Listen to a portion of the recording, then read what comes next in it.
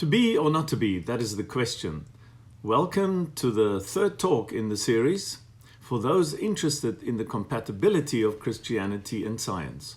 And this session is about astronomy and cosmology.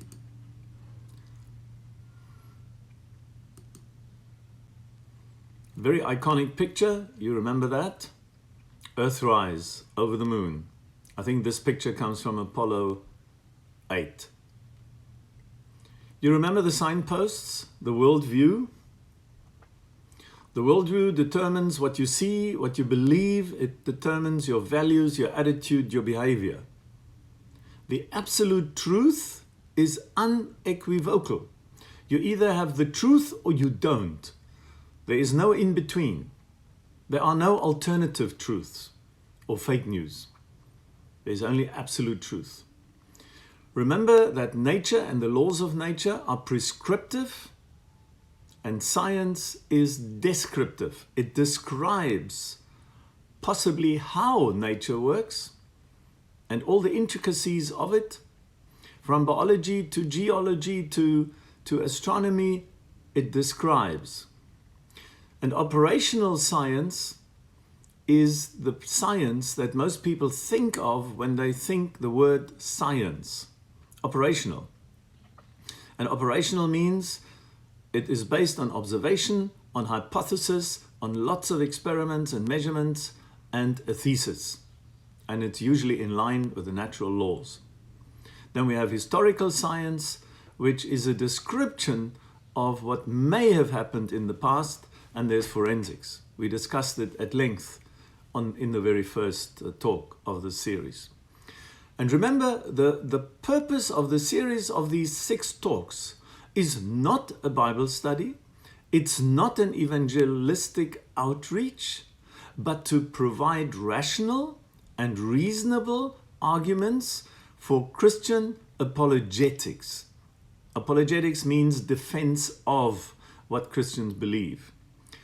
The reason is to make you think, to get better insight, possibly wisdom, with respect to why the world works like it does.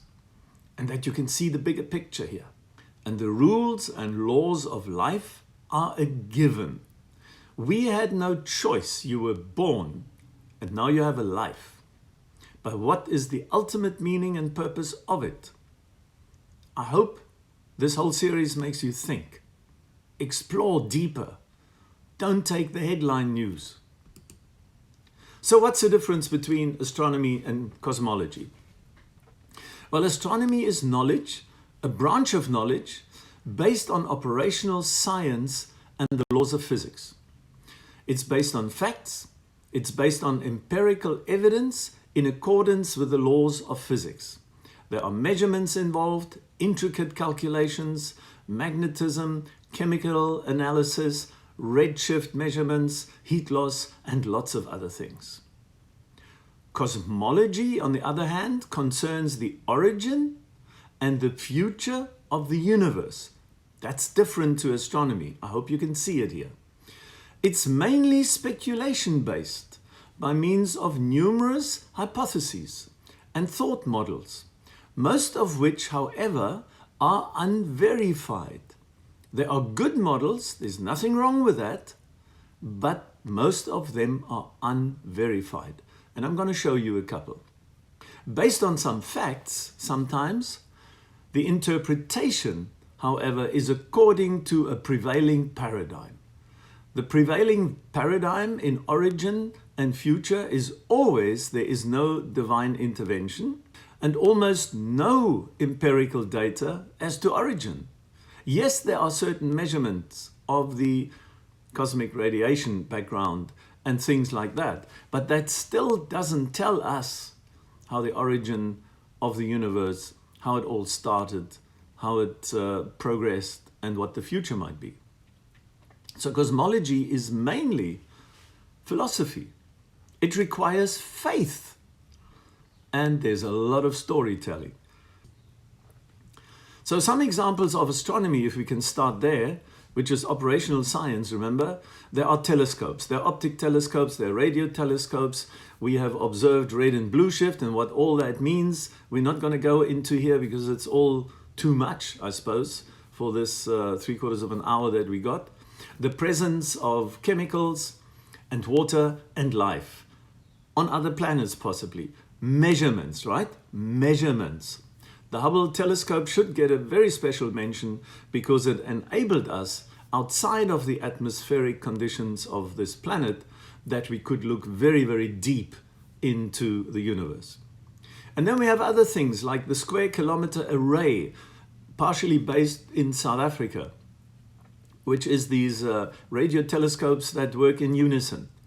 There's Voyager space probes, New Horizons space probe, measuring characteristics of the Sun and all the planets, including Earth as an astronomical object, and many moons of the many planets that we have, and planetary rings of Saturn, for example, and Pluto as the number 9th planet, although it has been degraded, that it is no longer a planet. Space exploration by man also is astronomy, or part of it.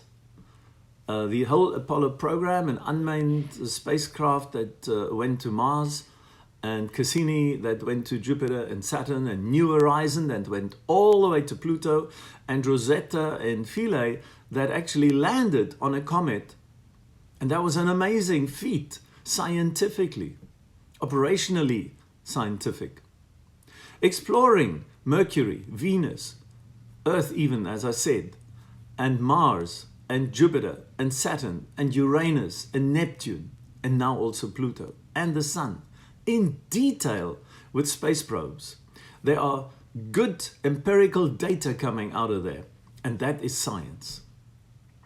The heat balances, the magnetic fields of the various planets and their moons, their orbits and their spin axes, as well as chemical analysis. That can all be done with astronomy, and it can be done remotely. And we are doing amazing things describing how the planets in our solar system, at least, are composed and how they wobble around the sun and so on. A lot of investigation into the special position of Jupiter, Saturn and Uranus as the vacuum cleaners to keep the big meteorites out of the way. And the sun and the whole solar system, that is what astronomy is interested in. And the Earth, it appears to be, is actually a special place. Yes, special, I mean special. Otherwise, you would not be here. Because if you look at all the planets in our solar system, they are mainly rocks or just big gas balls. Our moon is a very special item that goes around the Earth. It has an enormously important function for life on this planet in terms of its diameter, its distance, its composition, the eclipses that we can observe, the tides that it controls, etc. Many other things. The Earth's size and orbit. We are just in the right habitable zone around the Sun. Going a little bit closer, going a little bit further away, big problems. We need the habitable zone, which is called the Goldilocks zone. And the axis tilt is just as important, and the moon going around it, its atmospheres, the composition of the atmosphere, and the transparency of it, and its position, together with the rest of the solar system, in a particular space between two arms in the Milky Way. Earth's unique abundance of life, diverse life forms on land, sea and air, in the deepest ocean and in the highest sky, and ample liquid water. Those are all special things that can be measured. Here's a picture of the Square Kilometre Array in South Africa, in the Karoo. The ability to watch a solar eclipse, is that a coincidence? Well, listen to this. The moon happens to be about 400 times smaller than the sun, but the sun happens to be 400 times further from the Earth than the moon is. So simple geometry tells us that the apparent disk of the moon is almost exactly the size of the apparent disk of the sun. And that made spectral analysis of the sun possible. And that was a very first step to understand some of the secrets of the universe. It started off there. Space probes to Mars. with the rovers that are roving around Mars, Opportunity and Spirit. They lasted for 10 years, you know, and longer. Curiosity, another one that was launched in 2012 or landed there in 2012. One of the most amazing feats is flying all the way to Pluto. They even had to make course corrections along the way because when they launched a couple of years earlier, nobody knew the exact orbit of Pluto. So as they got closer to Pluto, they had to make corrections. It is amazing scientifically. Operational science made it possible that we went past this planetesimal, or planet, let me call it planet, going past Pluto, and almost everything the scientists discovered about Pluto was completely different to what they expected. It is a much hotter body than they thought, although its outside temperature is something like 33 degrees Kelvin. It has a magnetic field. And Cassini, the space probe to Saturn, it also visited Jupiter, if I remember correctly. And absolutely amazing, a treasure trove of data that the astronomers got from this planet. And all the people associated with astronomy and exploring like this. Absolutely amazing. This one is also an amazing feat of human beings. To land on a piece of rock that is 2 kilometers long and half a kilometer wide, I don't know the exact measurements, and this space probe Rosetta, it went around this thing, measured it all up, checked everything, and sort of deployed this little thing called Philae to land on this comet. And the amazing thing is it bounced because there is almost no gravity. So wherever it landed, it just bounced like a ball and it landed between 2 rocks. I don't know if you remember the story. Maybe you didn't. Maybe you didn't even know this thing existed. But the precision and the measurements possible to get these probes to the various planets and to take the measurements are mind-boggling. And it shows that the laws of nature are very precise because we can calculate all these things beforehand and get exactly there to the microsecond when we wanted to get there, plus all the other things that were measured. But here I want to show you how difficult it is. You know, we're not talking of a static system here. The sun is hurtling, well, the Earth is hurtling at 30 kilometers a second in its orbit. The sun itself, with the whole solar system, is running along its trajectory at 230 kilometers a second, while the galaxy arm itself is moving at 600 kilometers a second. Now imagine that's in 3-dimensional space, so your calculations have to be pretty good and everything is very dynamic. It would be a nightmare for somebody who doesn't understand celestial physics and how the orbits of the planets move around. But it's already, the interplay between sun, earth and moon is extremely important. And the precision that is inherent in this system is also mind-boggling. This is not that we know everything.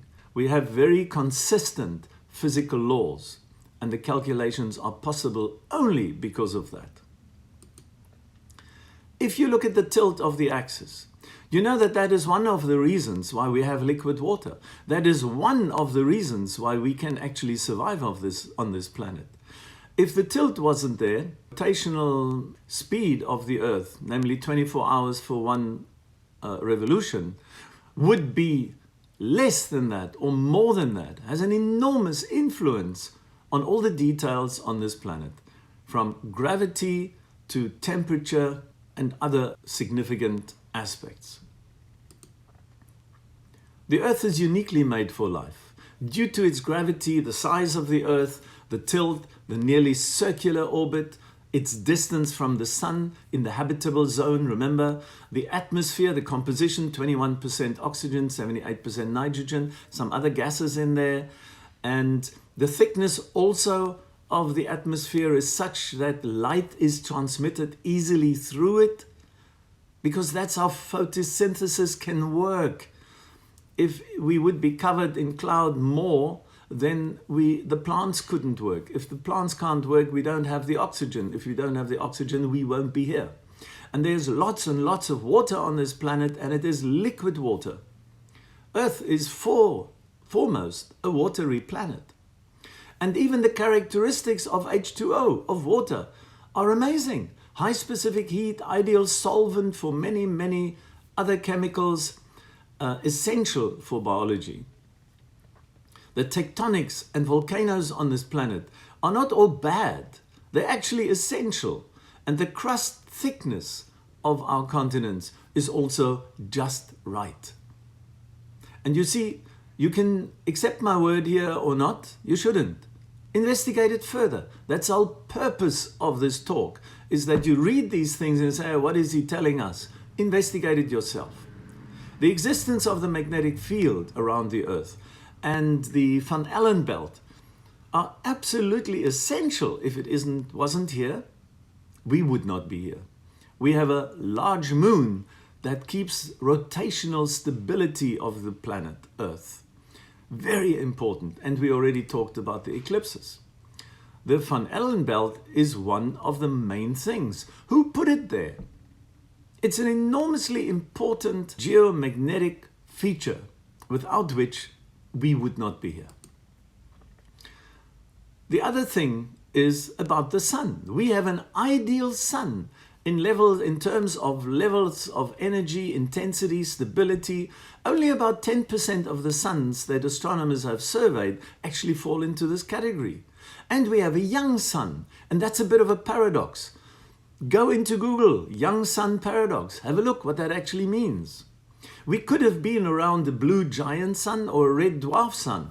The one gives us too much ultraviolet and would have locked the planet into position so it can't rotate. But with an infrared, photosynthesis will not work, which a red dwarf sun would give us. The Earth is just at the right distance, as I said. It is in the so-called Goldilocks zone, just the right temperature, right place, protected by the magnetic field of the Earth. But here's the thing, the magnetic field is weakening. It's been weakening for hundreds of years. Since we can measure things like that, we know that it is weakening. That spells a disaster sometime in the future. But that, again, don't take my word for it. Have a look at it. Have a look on Google, TED Talks, whatever you want to do. Get more information. And the large planets like Saturn and Jupiter, plus Uranus and Neptune, they act like vacuum cleaners, keeping away all that space debris, like meteors and so on, from our planet. And, you know, if you just think of Jupiter and you look at pictures, there's even some beauty in there. You know, but this is a gas ball. It could have been a sun, but there were a couple of things that went, well, it depends which way you look at it, that either went wrong or that were lacking, and Jupiter became a big gas giant, but it's not a sun. It didn't turn into a sun, and it's unlikely to turn into one. And as I mentioned, the solar system is at the best position in the galaxy to enable discovery. Is that coincidence or designed? We are roughly there, between two arms.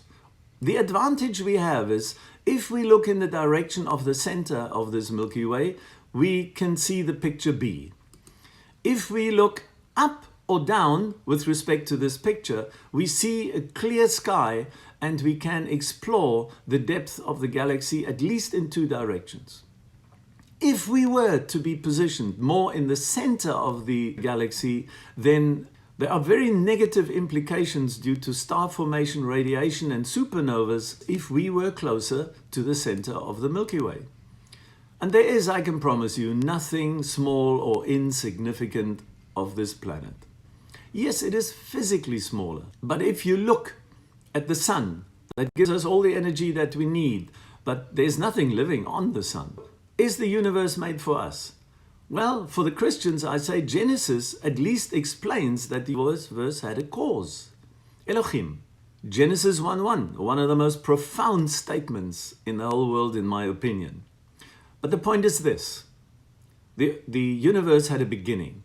It was created by God for a specific purpose. And now we discover scientifically that the universe is extremely fine-tuned. Fine-tuned for what? Fine-tuned to make it habitable for us. There are over 120 precise physical constants that have to be just right, to an accuracy you wouldn't believe. The Earth's position, the composition, the size, fine-tuned. There's evidence of information, of systems thinking, of structure and balance, and even purpose on this planet. Let me ask you, surely before there was matter, there had to be a mind to create this. Otherwise it just happened? Well, then you got a lot of faith, I must say that. It is a story and not a scientific fact. The beginning, the creation of matter, energy, space, and time. And also, the beginning determined the laws of physics. There was no physics before the beginning, as indeed there was no time before the beginning. And from a systems thinking point of view, the Earth position and specifications are ideal for fish, birds, mammals, and humans. Now let's go to cosmology. You will see the difference, it's day and night. The first example for cosmology would be the nebular hypothesis of the formation of the solar system. There are no cosmologists who agree on the theory of this, but every BBC movie shows the nebular hypothesis as fact. Well, it isn't. It has never been measured. You can't go back either. So it's historical science. It's a good idea maybe, and we must have good ideas in science to progress. But there is no solid foundation. And the reason is a simple one for me. When something explodes and there's a lot of gas and a lot of dust, and there's an expanding universe, it will not coalesce into something. It won't. Have you ever released gas out of a compressed gas container? Does the gas ever try to get back in there? No, it doesn't. Capturing the moon hypothesis, the collision of two planets. There is a drive to find out why is the moon there. That's good. That's the first step in science. There's the observation. There is a moon there. So what hypothesis can we put up? And now what empirical evidence have we got that there was a collision? We don't. Star and galaxy formation models are very hypothetical. I tell you, there are, again, every cosmologist will tell you his or her version of how stars are forming.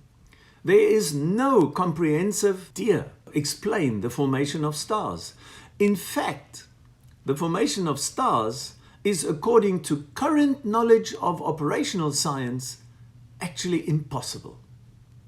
You don't believe me? Read it up. If there were no stars in the sky, science would find an easy rationalization of why they aren't there. But now we look up and we see lots of them. And also the details for some planets' origin and position in the solar system is very difficult to explain scientifically. I think it's Uranus that is one of those. It's completely odd. Mercury is odd. Jupiter and Saturn and Uranus and Neptune shouldn't be where they are. But they are. Okay, I'm just saying a sentence like that. You got to investigate that. I've investigated these sort of things for the last 20 years. And there are lots of references. But I can give you a long list. If I change my camera onto one of these bookshelves, I've got almost 4 meters worth of books on this type of science. Okay? Now, look at the other thing that happens all the time. Some or other probe measured some gas indirectly, but correctly, scientifically correct, from Venus. But it's found this gas, and on Earth we associate it with living beings, maybe a bacteria or something. Well, a planet that works at 90 atmospheres and about, I don't know, 500 or 800 degrees Celsius, it's very unlikely that the origin of this gas is from a living thing. And in any case, the idea of having found something like that as evidence that there is such a gas, you cannot jump to the conclusion there is life on Venus. And that happens all the time. You remember there was a sort of a picture of a meteorite that landed in Antarctica, and on this thing it looked as if there was a fossilized worm. Let me quickly go through these very, very quickly.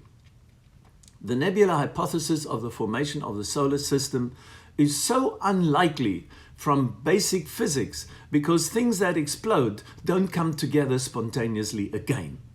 That doesn't happen. And your universe is expanding too. So this gas from an explosion, there could be some debris if there were solids there already, but there weren't according to the Big Bang physics.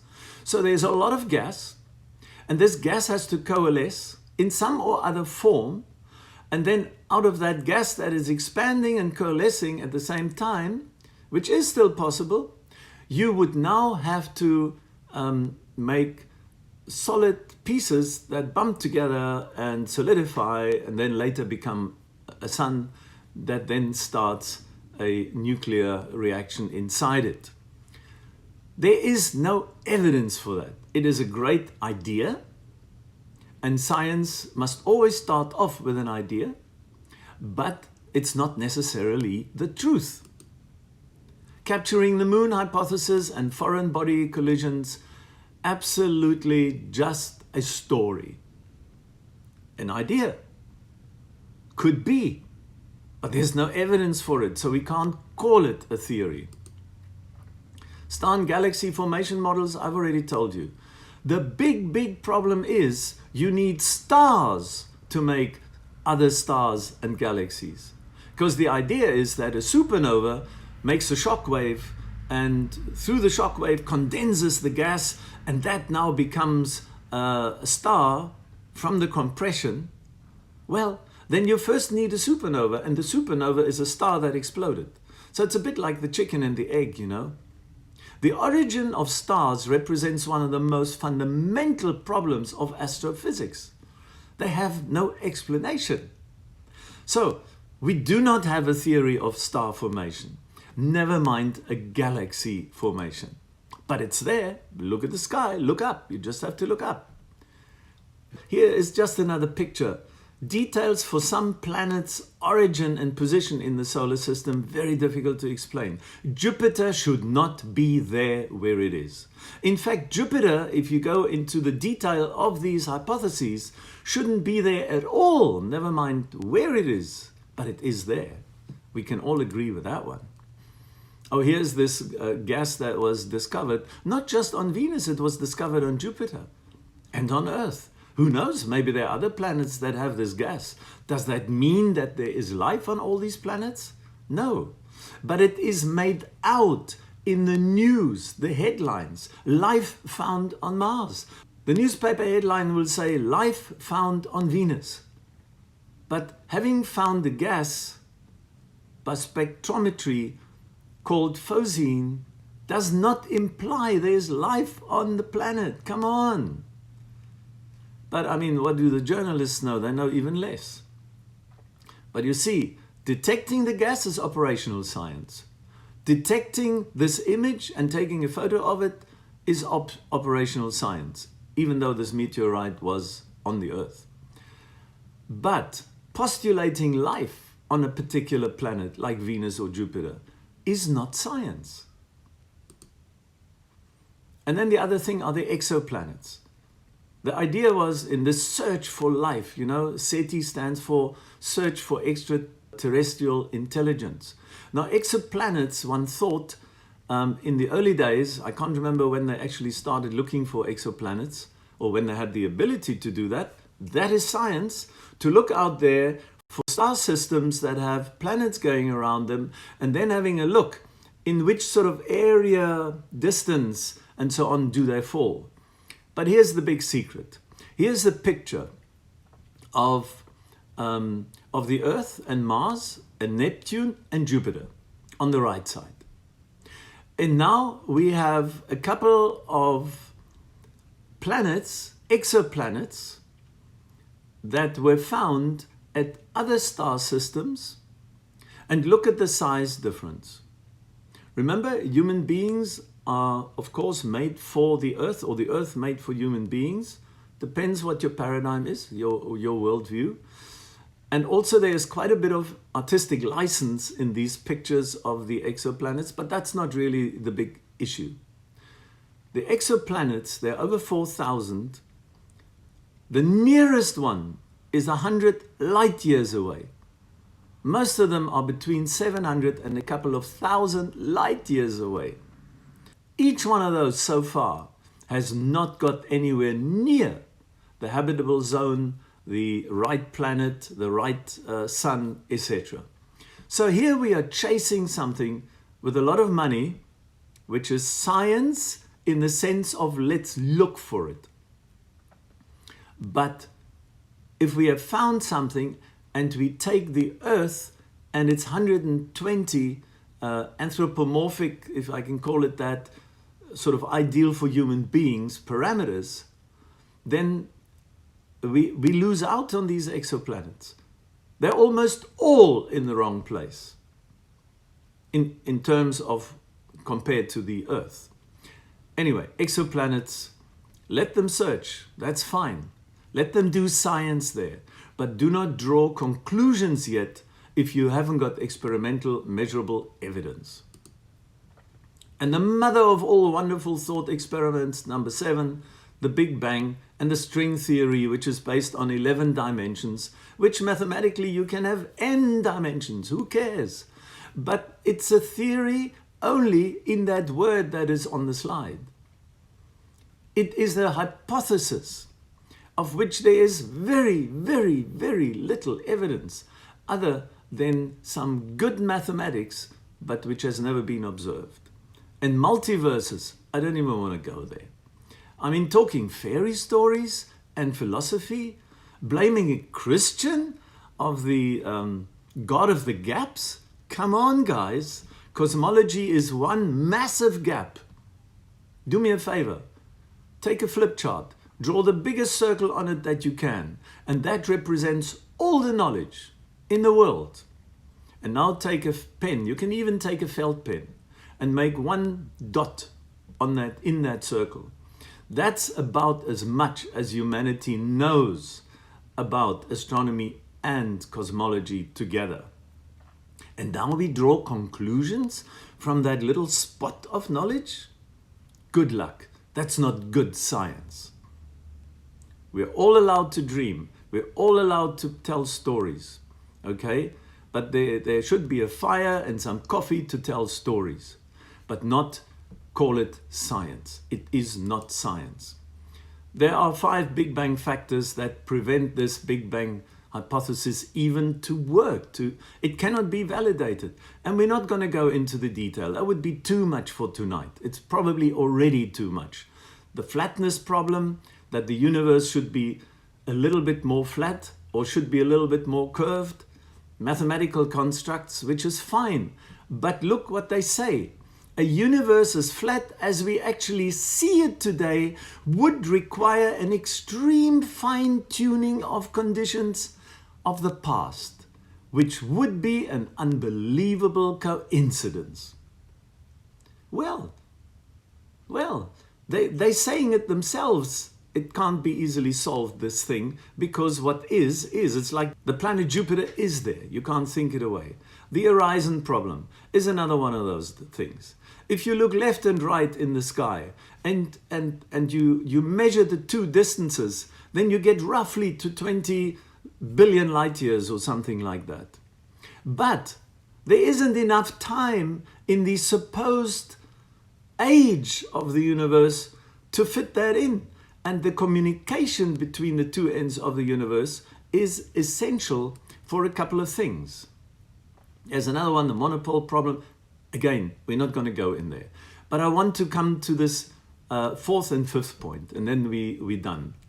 And the 4th point is, there's dark matter and dark energy postulated to make the Big Bang work. Postulated to even allow the string theory to work. and those other three problems that we had before. You need dark matter, you need dark energy, and guess what? 95% of this hypothesis is based on dark matter, which nobody has ever seen. They don't even know what it is. And dark energy is the same. But they need it to make their model work. Now, I can tell you one thing. If you have a first-year student that has to do an experiment and it uses a fudge factor of 95%, that person immediately failed. There is no way you can uphold a model where the fudge factor is 95% of the whole model. That's not possible. Not even 60%, not even 40%. I was involved in operational science where we had a very, very fancy computer program and we tried to model the real aspect that we saw with the laws of physics in nature, and we measured everything. And we had maybe a fudge factor of 5% to make corrections for this model. That was already scientifically a bit dicey, but we did it. But 95% completely out, completely out. And the other one is the singularity. The singularity is this one dot, one-dimensional, out of which the whole universe came. Now let me ask you, we said on day one, for every effect, there is a cause. So what was there before the singularity? Remember, the singularity is also a figment of the imagination. What they have done is, and that's correct, to look at the universe expanding today and then work backwards and see where was the beginning. But that doesn't say anything about how that happened. And cosmologists are still looking for how could that have happened, and the singularity, and these 5 points for the Big Bang model are part of it, but not one of them can actually be shown to be true. What sort of theory is that? It's not a theory. And here's the real knockout. And the real knockout is that if from the Earth we are observing space moving away in all directions, it would appear that our solar system, and the Earth, of course, part of it, is near what appears to be the center of this balloon, this bubble. And the galaxies that we observe are traveling on the outside of a balloon that is getting blown up. But the most amazing thing is that we seem to be in the center of this bubble. If that is the right picture, I don't even know. But that is one of the concepts. But when you look at the cosmic background radiation, CBR, then you see that the background radiation in this universe is so uniform, it defies the imagination. What does that actually mean? It means that this whole explosion and then dying off and giving us an echo almost of what happened in the beginning shows us that there is an even temperature. The easiest way I can explain that to you quickly, the easiest way I can try and explain that is if you have a cup of coffee that is hot and you have it in a small room, then the heat of the coffee will diffuse into the rest of the room until the whole room and the coffee and the cup are the same temperature. But the temperature will be lower than what the coffee was initially, right? Now, the picture that we see with the cosmic background radiation is that everything is an even temperature. So how did the left and the right and the top and the bottom actually communicate with each other? Because it works from molecule to molecule to molecule, or radiation to radiation to radiation, because heat is either convection or conduction or radiation. And a cup of coffee will lose its heat by radiation and a little bit by conduction, maybe through the cup and the table and so on. That's all details. The point is this: the universe is much more amazing than what cosmology can even project. And I saw that also when I read the technical literature on the space probes that go to the planets. How surprised the scientists always are when the measurements they get contradict all the pictures and all the ideas and all the hypotheses they had. Pluto is a perfect example. Neptune is a perfect example. I think every planet is totally different to what astronomy thought. And we still don't know everything. Remember that dot on the big circle? We know very little. But I'm inquisitive. I'm interested in finding out, what is this? How does it work? And if you want to know more, don't argue about this, that, or the other. Find out yourself. And then, because you have the freedom to believe what you like, find out what the truth is, get your paradigm right, and then make your decision. I want to thank you very, very much for the time that you have given up to maybe learn a little bit about this. We've now looked at biology. We've looked at cosmology. We've understood many of the basic concepts, like prescriptive and descriptive, and the worldview, and the truth, and things like that. So my appeal to you is, you can ask me questions, of course. I don't know, I don't have all the answers. My spot is not much bigger than yours is on that big circle. It's maybe just different types of things that I know that you might not know. But there are many people out there who know a lot more than I do. Absolutely fine. But we must stick to the rules. We must stick to the rules. So be inquisitive. Go out there. Find out what's really going on. Because we're all going to die.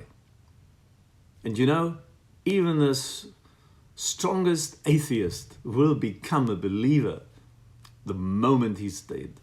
The moment he's dead. Because he'll be face to face with his Creator.